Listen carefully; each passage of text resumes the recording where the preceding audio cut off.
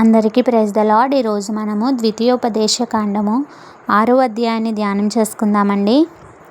నీవును నీ కుమారుడును నీ దేవుడైన యెహోవాకు భయపడి నేను నీకు ఆజ్ఞాపించు ఆయన కట్టడలన్నీయు ఆజ్ఞలన్నీయు నీ జీవిత దినములన్నిటను గైకొనుచు నీవు దీర్ఘాయుష్మంతుడు వగునట్లు మీరు స్వాధీనపరచుకొనుటకు మీరు ఏరు దాటి వెళ్ళుచున్న దేశమందు మీరు జరుపుకొనుటకు మీకు బోధింపవలెనని మీ దేవుడైన యెహోవా ఆజ్ఞాపించిన ధర్మమంతయు ఆయన కట్టడలు విధులు ఇవే. కాబట్టి ఇశ్రాయేలు నీ పితరుల దేవుడైన యెహోవా నీతో చెప్పిన ప్రకారము పాలు తేనెలు ప్రవహించు దేశములో మేలు కలిగి బహు అభివృద్ధి నొందినట్లు నీవు వాటిని విని అనుసరించి నడుచుకొనుము. ఇశ్రాయేలు వినుము, మన దేవుడైన యెహోవా అద్వితీయుడగు యెహోవా. నీ పూర్ణ హృదయముతోనూ నీ పూర్ణ ఆత్మతోనూ నీ పూర్ణ శక్తితోనూ నీ దేవుడైన యెహోవాను ప్రేమింపవలెను. నేడు నేను నీకు ఆజ్ఞాపించు ఈ మాటలు నీ హృదయములో ఉండవలెను. నీవు నీ కుమారులకు వాటిని అభ్యసింపచేసి నీ ఇంట కూర్చుండినప్పుడును త్రోవను నడిచినప్పుడును పండుకొనున్నప్పుడును లేచినప్పుడును వాటిని గూర్చి మాటలాడవలెను.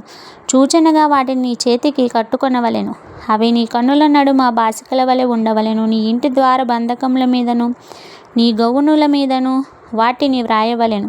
నీ దేవుడైన యెహోవా నీ పితరులైన అబ్రహాము ఇస్సాకు యాకోబులతో చేసిన ప్రమాణమును బట్టి నిన్ను ఆ దేశంలో ప్రవేశపెట్టి నీవు కట్టని గొప్పవగు మంచి పురములను నీవు నింపని మంచి ద్రవ్యముల చేత నింపబడిన ఇండ్లను నీవు త్రవ్వకపోయినను త్రవ్వబడిన బావులను నీవు నాటని ద్రాక్ష తోటలను ఒలీవల తోటలను నీకిచ్చిన తరువాత నీవు తిని తృప్తి నొందినప్పుడు దాసుల గృహమైన ఐగుప్తు దేశముల నుండి నిన్ను రప్పించిన యెహోవాను మరువకుండా నీవు జాగ్రత్త పడుము. నీ దేవుడైన యెహోవాకు భయపడి ఆయనను సేవించి ఆయన పేరట ప్రమాణం చేయవలెను. మీరు ఇతర దేవతలకు అనగా మీ చుట్టూనున్న జనముల దేవతలను సేవింపకూడదు. నీ మధ్యను నీ దేవుడైన యెహోవా రోషము గల దేవుడు గనుక నీ దేవుడైన యెహోవా కోపాగ్ని ఒకవేళ నీ మీద రగులుకొని దేశములో నుండకుండా నిన్ను నశింపచేయును. మీరు మస్సాలో మీ దేవుడైన యెహోవాను శోధించినట్లు ఆయనను శోధింపకూడదు. మీ దేవుడైన యెహోవా ఆజ్ఞలకు అనగా ఆయన నీకు నియమించిన శాసనములను కట్టడలను జాగ్రత్తగా ఆచరింపవలెను.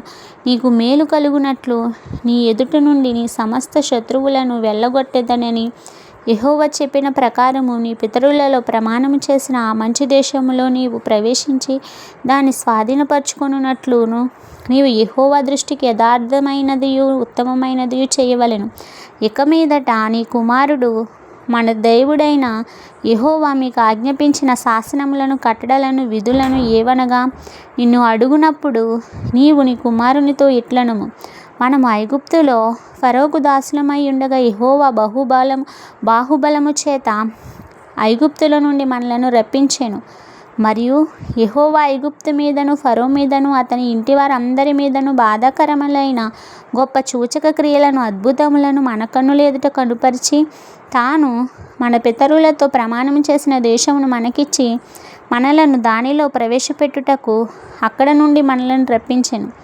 మనకు నిత్యము మేలు కలుగుటకు యెహోవా నేటి వలె మనలను బ్రతికించినట్లు మన దేవుడైన యెహోవాకు భయపడి ఈ కట్టడలన్నింటినీ గైకొనవలెనని మనకు ఆజ్ఞాపించెను.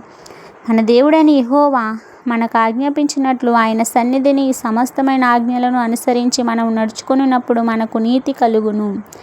ఇంతటితో ఈ పరిశుద్ధ వాక్యము మనలందరినీ దీవించి ఆశీర్వదించునుగాక. ఆమేన్.